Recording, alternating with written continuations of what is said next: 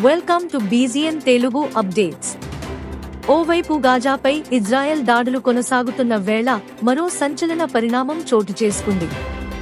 ఏ క్షణంలోనైనా ఇజ్రాయెల్పై Iran దాడి చేసే అవకాశం ఉందనే వార్తలు తీవ్ర కలకలం సృష్టిస్తున్నాయి.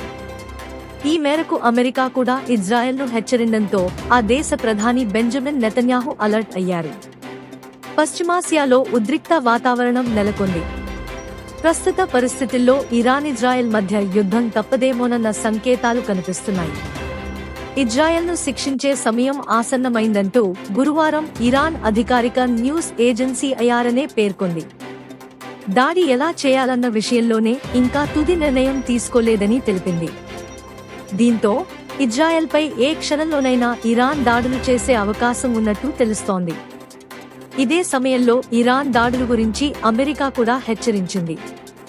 ఏప్రిల్ 1వ తేదీన సిరియాలోని కాన్సులేట్పై ఇజ్రాయెల్ వాయుసేన దాడులు జరిపింది. ఈ దాడుల్లో ఇరాన్కు చెందిన టాప్ మిలిటరీ జనరల్తో పాటు 6 అధికారులు మరణించారు.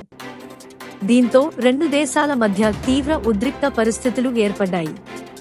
అనంతరం ఇరాన్ సుప్రీం అధినేత అయతుల్లా అలీ ఖుమేనీ సహా సైనిక జనరళ్లు కూడా ఇజ్రాయెల్ను శిక్షిస్తామని బహిరంగ ప్రకటనలిస్తూనే ఉన్నారు.